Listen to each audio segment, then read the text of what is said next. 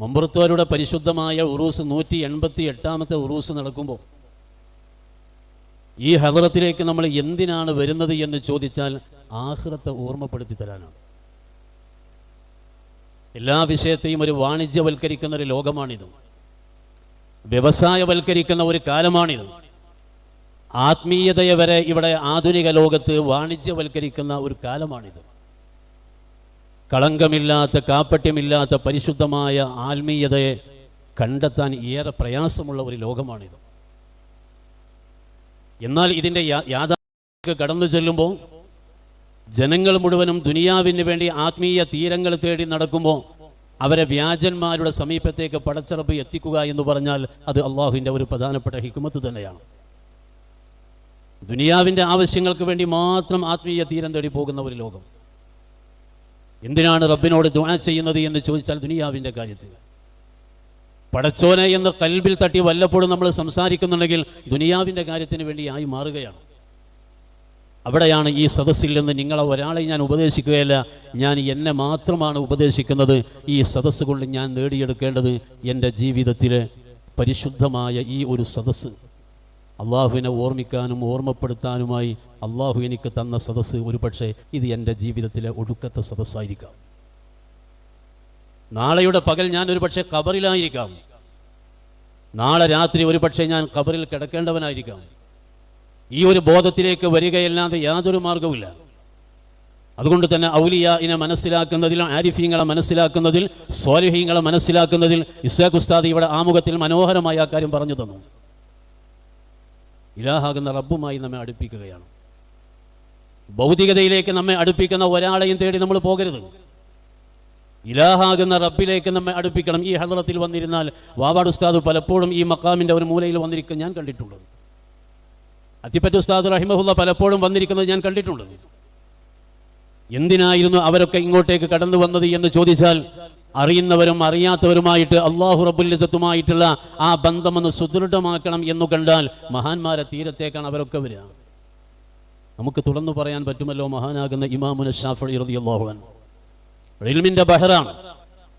ഖുറൈശി തറവാട്ടിൽ ഒരു ആലിമ വരാനുണ്ട് എന്ന് അഷ്റഫുൽ ഖൽഖ് സ്വല്ലല്ലാഹു അലൈഹി വസല്ലം തങ്ങൾ വളരെ നേരത്തെ പ്രഖ്യാപിച്ചിട്ടുണ്ടല്ലോ ഇമാം ശാഫിഈ റളിയല്ലാഹു അൻഹുവിനെ കുറിച്ച്.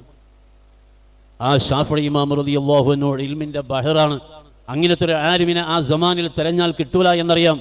എന്നാലും ആ ഒരു വലിയ ആലിമ് തൻ്റെ ഈമാനിന്റെ ഔന്നിത്യം തേടിക്കൊണ്ട് കറകളഞ്ഞ ഒരു ഹൃദയത്തെ ലഭിക്കുന്നതിന് വേണ്ടി അള്ളാഹുവിലേക്ക് എൻ്റെ ഹൃദയത്തെ ഒന്ന് ചേർത്ത് വെക്കാൻ വേണ്ടി ആരിഫീങ്ങളെ തേടിപ്പോയ കഥകളാണ് നമുക്ക് പറയാനുള്ളത്. എത്രയോ സ്വാലിഹീങ്ങളെ കാണാൻ പോയി. ഇമാം ഗസാലി റഹിമഹുല്ലാഹ് അതൊക്കെ വിശദീകരിച്ചിട്ടുണ്ട്, ഞാൻ ഇപ്പോഴത് പറയല്ല. അങ്ങനെ ഏത് ഇമാമീങ്ങളെ പരിശോധിച്ചാലും അവരെല്ലാവരും രക്ഷപ്പെടാൻ സ്വീകരിക്കുന്ന ഒരു വഴി മഹാന്മാരുമായുള്ള ഒരു ബന്ധത്തിലൂടെയാണ്. എന്നാൽ പുതിയ കാലം ശ്രദ്ധിക്കാൻ വേണ്ടിയാണ് ഞാൻ പറയുന്നത്.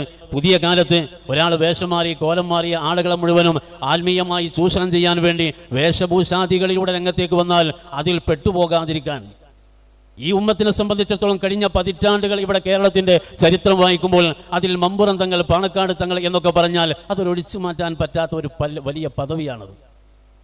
അവർക്ക് ചരിത്രമൊന്നും അറിയണ്ട. മമ്പുറം തങ്ങൾ എന്ന് പറഞ്ഞാൽ, പാണക്കാട്ട് തങ്ങൾ എന്ന് പറഞ്ഞാൽ അതൊക്കെ ഒരു പ്രത്യേകമായ ബന്ധമായി നിലക്ക് ദീനി രംഗത്ത് തന്നെ. അത് ആലിമീങ്ങൾ അങ്ങനെയാണ്, സ്വാലിഹീങ്ങൾ അങ്ങനെയാണ്, സാധാരണക്കാരും അങ്ങനെയാണ്. ആ പാണക്കാട്ട് സയ്യിദുമാരിൽ സയ്യിദ് ഹൈദർ അലി ശിഹാബ് തങ്ങൾ ഖദ്ദസല്ലാഹു സിർറഹുൽ അസീസ്, പൂർവീകരാകുന്ന മശായിഖുമാർ, ആരിഫീങ്ങൾ, സ്വാലിഹീങ്ങൾ അവരെല്ലാവരും രക്ഷപ്പെടാൻ വേണ്ടി കണ്ടെത്തിയ ഒരു സുദൃഢമായ ഒരു വഴിയെ നമുക്കും പരിചയപ്പെടുത്തി തന്നത് രാപ്പകലില്ലാതെ നമ്മുടെ ബന്ധം അസ്ഹാബുൽ ബദറുമായിട്ടായിരിക്കണം എന്ന് ബോധ്യപ്പെടുത്തി തന്നു.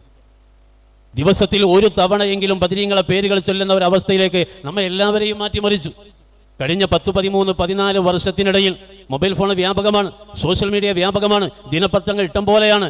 ആവശ്യമുള്ളതും ആവശ്യമില്ലാത്തതും കണ്ടും കേട്ടും വായിച്ചും അങ്ങനെ ജനങ്ങൾ നിറഞ്ഞാടുകയാണ്. അങ്ങനത്തെ ഒരു സമൂഹത്തിൻ്റെ ഇടയിലാണ് അസ്മാ ഉൽ ബദർ ചൊല്ലാൻ പാകപ്പെടുത്തുന്നത്. പലപ്പോഴും നമ്മളൊക്കെ ചില സദസ്സുകളിൽ ചെന്നിട്ട് ബദരീങ്ങളെ ഇസ്മുകൾ ഇങ്ങനെ ചൊല്ലുമ്പോൾ കിതാബ് പോലും കയ്യിലില്ലാതെ മദ്രസയിൽ പഠിക്കുന്ന കുട്ടികൾ വരെ നമ്മോടൊപ്പം അങ്ങനെ അവർ ബദർ ബൈത്ത് ഇങ്ങനെ ചൊല്ലുന്ന ഒരു പാകത്തിലേക്ക് സാർവത്രികമായി അസ്മാ ഉൽ ബദർ ചൊല്ലാൻ പാണക്കാട്ട് തങ്ങൾ മജ്ലിസിനുള്ളിലെ പാകപ്പെടുത്തി തന്നു. എന്തായിരുന്നു ലക്ഷ്യം? നാളെ പരലോകത്തേക്ക് കടന്നു ചെല്ലുമ്പോൾ 60 വരി ചെല്ലുമ്പോൾ ഇന്നും നമുക്ക് ഇൻഷാ അല്ലാഹ് ഒന്നിച്ച് മമ്പുറത്ത് പാപ്പാന്റെ ഹദ്റത്തിൽ വെച്ച് ബദർ ബൈത്തൊക്കെ ഒന്നിച്ച് ചൊല്ലുക എന്ന് പറഞ്ഞാൽ അതൊരു വല്ലാത്ത സന്തോഷം. ആ ബദർ ബൈത്ത് ചെല്ലുമ്പോൾ 60 വരി ഓരോ വരിയും ഒരു തവണയാണ് ചൊല്ലുന്നതെങ്കിൽ 59ാമത്തെ വരി 3 തവണ ചൊല്ലും നമ്മൾ. യസ്സിറു സകറാത്തില്ലിയ തുമീതു ദീനൽ മുൻജിയ യാ മൻ ബഖിഅൻ ഹാവിയ. സകറാത്തിന്റെ സമയം, അവിടെ ഒരു സലാമത്ത് കിട്ടാൻ വേണ്ടി ഒരു കാര്യം പറയുമ്പോൾ ഒരു വട്ടമല്ല 3 വട്ടം ചെല്ലുന്ന ഒരു രീതി അല്ലേ നമ്മൾ കാണുന്നില്ലേ? അദ്ദാദ് റാത്തീബിൽ 17 പ്രധാന ദിക്റുകളുണ്ട്. ഓരോ ദിക്റുകളും 3 വട്ടം ചെല്ലുമ്പോൾ ഒരു ദിക്ർ 7 വട്ടം ചൊല്ലും. യാദൽ ജലാലി വൽ ഇക്റാം അമിത്ന അലാ ദീനിൽ ഇസ്ലാം. മുസ്ലിമായി മരിക്കണം എന്ന് പറയുമ്പോൾ അത് 7 വട്ടം ചൊല്ലും. നമ്മുടെ ലക്ഷ്യം അതാണ്.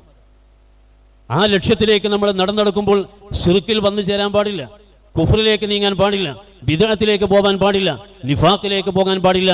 ശിർക്ക്, കുഫർ, ബിദ്അത്ത്, നിഫാഖ് 4 നരകത്തിലേക്ക് ഒരാളെ കൊണ്ടുപോകും. ഈ വേഷമൊന്നും പഠിച്ചവൻ അത്ര വിഷയമുള്ള കാര്യമൊന്നുമല്ല. ഒരു വേഷം എൻ്റെ ശരീരത്തിൽ ഞാൻ ഏത് അണിഞ്ഞു എന്നല്ല റബ്ബ് നോക്കുക. റബ്ബ് കൽബിൻ്റെ ഉള്ളിലേക്ക് നോക്കുമ്പോൾ ശിർക്കില്ല എങ്കിൽ, കുഫറില്ല എങ്കിൽ, ബിദ്അത്തില്ല എങ്കിൽ, നിഫാഖില്ല എങ്കിൽ അവർക്കാണ് സ്വർഗത്തിലേക്ക് പോകാൻ അവസരം കൊടുക്കുക. എവിടുന്നാണ് ഒരാൾക്ക് ശിർക്കിൽ നിന്ന് മോചനം കിട്ടുക? ബിദ്അത്തിൽ നിന്ന് എവിടുന്നാണ് മോചനം കിട്ടുക? ഇവിടെയാണ് മഹാരഥന്മാരാകുന്ന സ്വാലിഹീങ്ങളിലൂടെ നമുക്ക് നമ്മുടെ പരിശുദ്ധമായ ഈമാൻ നിലനിർത്തേണ്ട അറിവുകളും അനുഭവങ്ങളും ലഭിച്ചുകൊണ്ടിരിക്കുന്നത്. ഇസ്ഹാഖ് ഉസ്താദ് കറാമത്ത് പറയുമെന്ന് വിചാരിച്ച് ഞാനിങ്ങനെ മിണ്ടാതെ പിന്നിലിരിക്കുകയായിരുന്നു. മഹാന്മാരുടെ കറാമത്തുകൾ പറയുമ്പോൾ റബ്ബിന്റെ ഖുദ്റത്താണ് അവിടെ പ്രകടമാകുന്നത്. അമ്പിയാക്കൾക്ക് അല്ലാഹു മുഅ്ജിസത്ത് നൽകിയിട്ടുള്ളത്, ഔലിയാക്കൾക്ക് അല്ലാഹു കറാമത്ത് നൽകിയിട്ടുള്ളത് ദുനിയാവ് സമ്പാദിക്കാൻ അല്ല, ഈമാനിന്റെ കരുത്ത് ഈ സമൂഹത്തിന് പകർന്നു കൊടുക്കാനാണ്. ചന്ദ്രൻ 2 പിളർപ്പാക്കി കൊടുത്തു. ഇഖ്തറബത്തി സാഅതു വൻശഖൽ ഖമർ. അല്ലേ? എന്തിനാണ് ചന്ദ്രൻ 2 പിളർപ്പാക്കിയത്? ഈമാനുള്ളവരുടെ ഈമാൻ ഒന്ന് വർദ്ധിക്കാൻ തന്നെയാണത്. ഒരുപക്ഷെ അവിശ്വാസികളാകുന്ന പല ആളുകളും ഈ മുഅ്ജിസത്ത് കണ്ടിട്ട് ഇതൊരു സിഹറാണ്, ഇതൊരു മായാജാലമാണ്, ജാലവിദ്യയാണ് എന്ന് പറഞ്ഞ് മാറി നിന്നിട്ടുണ്ടാവാം. അവർക്ക് വേണ്ടിയല്ല മുഅ്ജിസത്ത്, ഈമാനുള്ളവർക്ക്, ഈമാനിലേക്ക് വരാൻ അവസരമുള്ളവർക്ക് ആ ഈമാനിന്റെ കരുത്തിന് വേണ്ടിയാണ്. മഹാനാകുന്ന സയ്യിദുനാ മുഹമ്മദ് റസൂലുള്ളാഹി സ്വല്ലല്ലാഹു അലൈഹി വസല്ലം, സയ്യിദുനാ അബൂബക്കർ സിദ്ദീഖ് റളിയല്ലാഹു അൻഹു, ഉമർ ബിൻ ഖത്താബ് റളിയല്ലാഹു അൻഹു, ഉസ്മാൻ ബിൻ അഫ്ഫാൻ റളിയല്ലാഹു അൻഹു. ബദർ ബൈത്ത് ചെല്ലുമ്പോൾ ആദ്യം പറയുന്ന 4 ഇസ്മുകളാണിത്. ഈ 4 മഹാരഥന്മാരും ഒന്നിച്ച് ഉഹുദ് പർവ്വതത്തിന്റെ മുകളിൽ കയറി നിൽക്കുകയാണ്. ആ സമയത്ത് ഉഹുദ് പർവ്വതം ഒന്ന് ഇളകി, നമ്മുടെ ഭാഷയിൽ പറഞ്ഞാൽ ഭൂമി കുലുക്കം. ശാസ്ത്ര സാങ്കേതിക സംവിധാനങ്ങളിലൂടെ നാളെ ഒരു ചെറിയ നേരിയ ഭൂമി കുലുക്കം ഉണ്ടാകും എന്ന് കണ്ടാൽ നാളെ സ്കൂൾ വേണ്ട എന്ന് കലക്ടർക്ക് പറയാൻ മാത്രമല്ലേ കഴിയുള്ളൂ, പിടിച്ചു നിർത്താൻ കഴിഞ്ഞോളന്നില്ല. അതിശക്തമായ കാറ്റടിച്ച് വീശുമെന്ന് കാലാവസ്ഥ നിരീക്ഷകർ പറഞ്ഞാൽ ആ കാറ്റിനെ പിടിച്ചു നിർത്താൻ ഭരണകൂടത്തിന് കഴിഞ്ഞോളന്നില്ല. അതേ സമയത്ത് ഉഹുദ് പർവ്വതം ഇളകാൻ തുടങ്ങിയപ്പോൾ ഫറജഫത്തിൽ ഉഹുദ് ഇങ്ങനെ ഇളകുകയാണ്. മുസ്തഫ നബി സല്ലല്ലാഹു അലൈഹി വസല്ലം തങ്ങൾ അവിടുത്തെ കാലുകൊണ്ട് പതുക്കെ ഒന്ന് തട്ടി. ഉസ്കുതിയ ഉഹുദ്, ഉഹുദ് ശാന്തമാകണം, അടങ്ങി നിൽക്കണം, ഇളകല്ല, വിഭ്രാന്തി കാണിക്കല്ല. നബി സല്ലല്ലാഹു അലൈഹി വസല്ലം തങ്ങൾ ഇത് പറയേണ്ട താമസം. ഈ ഉമ്മത്തിന് ചില കാര്യങ്ങൾ കൂടി ബോധ്യപ്പെടുത്താനായിരിക്കണം നബി സല്ലല്ലാഹു അലൈഹി വസല്ലം തങ്ങൾ പറഞ്ഞു, വെറുതെ അനങ്ങണ്ട എന്ന് ഞാൻ പറയല്ല. ഫമാ അലൈക ഇല്ലാ നബിയ്യുൻ വസ്സദീഖുൻ വശഹീദാൻ. ആരാ നിന്റെ മുകളിലുള്ളത്? അവർക്കുള്ള പദവികൾ മാത്രമാണ് പറഞ്ഞത്. ഒന്ന് നബി എന്ന് പറയുന്ന വലിയ പദവിയിലുള്ള മഹാനാണ്, മറ്റൊന്ന് സുദ്ദീഖ് എന്ന് പറയുന്ന വലിയ പദവിയിലുള്ള മഹാനാണ്, മറ്റേത് രണ്ടും ഷഹീദ്. അന്ന് ഷഹീദ് ആയിട്ടൊന്നുമില്ല, ഷഹീദാകാൻ പോകുന്നേ ഉള്ളൂ. ഉമർ ബിൻ ഖത്താബ് റളിയല്ലാഹു അൻഹു, ഉസ്മാൻ റളിയല്ലാഹു അൻഹു, അവർക്കുള്ള പദവിയാണ് പറയുന്നത്. മഹാന്മാരുടെ പേര് പറഞ്ഞാലും മഹാന്മാരുടെ പദവികൾ പറഞ്ഞാലും അല്ലാഹു റബ്ബുൽ ഇസ്സത്ത് സലാമത്ത് കൊടുക്കുന്ന നേർക്കാഴ്ചയാണ്. ഇമാം ബുഖാരി റഹിമഹുല്ലാഹി റിപ്പോർട്ട് ചെയ്യുന്നുണ്ട്, ഉഹുദ് ശാന്തമായ അത്ഭുതകരമായ വിസ്മയകരമായ ഒരു കാര്യം ഇവിടെ ബോധ്യപ്പെടുത്തിയത് സാമ്പത്തികമായ ലക്ഷ്യത്തിലാണ്. ഇന്നും ആ പരിശുദ്ധമായ വചനം വായിക്കുമ്പോൾ നമ്മുടെ ഈമാനിന്റെ കരുത്താണ് ഇവിടെ വർദ്ധിച്ചുകൊണ്ടിരിക്കുന്നത്. ഇത് തന്നെയല്ലേ നമുക്ക് ആവശ്യമുള്ളത്. ഇസ്രാ മിഅ്റാജിന്റെ ഒരു പരിശുദ്ധമായ യാത്ര വിശദീകരിക്കാൻ പറ്റിയ നേരമല്ല, നമുക്ക് ബദരീങ്ങൾ ഇസ്മുകൾ ചൊല്ലണം. ഞാൻ ചുരുക്കുകയാണ്. ആ ഒരു ഇസ്രാ മിഅ്റാജിന്റെ യാത്രയിൽ നബി സല്ലല്ലാഹു അലൈഹി വസല്ലമ തങ്ങൾ പരിശുദ്ധമായ ബൈത്തുൽ മുഖദ്ദസ് സന്ദർശിച്ചു. ധാരാളം അത്ഭുതങ്ങൾ അവിടെ ഉണ്ടായി. 7 ആകാശത്തേക്കും അതിനപ്പുറത്തേക്കും പോയി. മുൻകഴിഞ്ഞു പോയ മഹാന്മാരാകുന്ന നബിമാരൊക്കെ കാണാൻ അവസരമുണ്ടായി. അവർക്കൊക്കെ ഇമാമായി നിസ്കരിക്കാൻ അവസരം കിട്ടി. മമ്പുറത്തെ തങ്ങൾപ്പാപ്പാന്റെ പ്രിയപ്പെട്ട മുരീദാകുന്ന ശിഷ്യനാകുന്ന ഉമർ ഖാദി റഹിമഹുല്ലാ ആ കാര്യം പറയുന്നത്, ഇത് ജാ ഇലാ കുല്ലി സമാഇ തസഫുഫ റുസുലുൻ വ അംലാകുൻ വറാഅൽ മുസ്തഫ സല്ലല്ലാ ബികുല്ലിൻ ഖൽഫഹു മഅ്മൂമ. എല്ലാ നബിമാരും മുർസലീങ്ങളൊക്കെ പിന്നിൽ മഅ്മൂമിങ്ങളായി നിൽക്കുന്നു, മുസ്തഫ നബി തങ്ങൾ ഇമാമത്ത് നിൽക്കുന്നു. അങ്ങനത്തെ ഒരു യാത്രയും വലിയൊരു അനുഭവം. ഈ ഒരു സത്യം ഇവിടെ വന്ന് പറയുമ്പോൾ സിദ്ദീഖ് തങ്ങൾ അംഗീകരിക്കുന്നുള്ളൂ. അമ്പിയാക്കൾ പറയുന്ന അത്ഭുതകരമായ കാര്യത്തെ, ഔലിയാക്കളിൽ നിന്ന് പ്രകടമാകുന്ന പരിശുദ്ധമായ ആത്മീയമായ കറാമത്തുകളെ എല്ലാവർക്കും പെട്ടെന്ന് അംഗീകരിക്കാൻ കഴിയൂല. പക്ഷെ നബി സല്ലല്ലാഹു അലൈഹി വസല്ലം തങ്ങൾ ഇത് പറഞ്ഞപ്പോൾ അന്ന് ചില ആളുകൾ ചോദ്യം ചെയ്തു. ചോദിച്ച ശൈലി എന്താ അറിയോ? എൻ്റെ ഓർമ്മ ശരിയാണെങ്കിൽ 45 കൊല്ലമായി ഞാൻ മമ്പുറത്ത് വരാൻ തുടങ്ങിയിട്ട്. തോണി കടന്ന് വന്നിരുന്ന കാലത്തൊക്കെ ഞാൻ മമ്പുറത്ത് ഉമ്മാൻ്റെ കൂടെ വന്നിട്ടുണ്ട്. ഇപ്പോഴും മമ്പുറത്തെ മക്കാമിലേക്ക് കയറുന്ന സ്റ്റെപ്പ് എത്ര ചോദിച്ചാൽ എണ്ണ എനിക്കറിയില്ല. ചെരുപ്പഴിച്ച് വെച്ചിട്ട് മക്കാമിലേക്ക് കയറി പോകുന്ന ആ സ്റ്റെപ്പ് എത്രയുണ്ട് എനിക്കറിയില്ല, എണ്ണി നോക്കിയിട്ടില്ല. മുസ്തഫ നബി തങ്ങൾ ബൈത്തുൽ മുഖദ്ദസിൽ നിന്ന് തിരിച്ചു വന്നപ്പോൾ ചോദിക്കുന്ന ചോദ്യം, നിങ്ങളങ്ങനെ ബൈത്തുൽ മുഖദ്ദസിൽ പോയെങ്കിൽ അതിലെത്ര വാതിലുണ്ട്? ബൈത്തുൽ മുഖദ്ദസിന് എത്ര തൂണുണ്ട്? ഇതിങ്ങനെ ചോദിച്ചുകൊണ്ട് ബഹുമാനപ്പെട്ട നബി സല്ലല്ലാഹു അലൈഹി വസല്ലം തങ്ങളെ ബുദ്ധിമുട്ടിക്കുകയാണ്. നബി സല്ലല്ലാഹു അലൈഹി വസല്ലം തങ്ങൾ തുറന്നു പറഞ്ഞു, ഞാനന്ന് വല്ലാതെ പ്രയാസപ്പെട്ടു പോയി. അങ്ങനത്തെ ഒരു പ്രയാസം എനിക്ക് മുമ്പുണ്ടായിട്ടില്ല. ആ ജാതി ചോദ്യങ്ങളാണ് വരുന്നത്. മന്ത്രിമാരെ ബുദ്ധിമുട്ടിക്കാൻ പത്രക്കാരെ ചോദിക്കുന്ന ശൈലി നമുക്കറിയാം. മുസ്തഫ നബി തങ്ങളെ ബുദ്ധിമുട്ടിക്കാൻ തന്നെയാണ് കുറിക്ക് കൊള്ളുന്ന ചോദ്യങ്ങൾ ചോദിക്കുന്നത്. നബി സല്ലല്ലാഹു അലൈഹി വസല്ലം തങ്ങൾ പറഞ്ഞു, ഞാൻ പരിശുദ്ധ മക്കയിൽ കഅബാലയത്തിന്റെ സമീപത്ത് നിൽക്കുമ്പോൾ ഈ ചോദ്യം ചോദിക്കുമ്പോൾ ഞാൻ ഹിജ്റിലേക്ക് അങ്ങ് കയറി.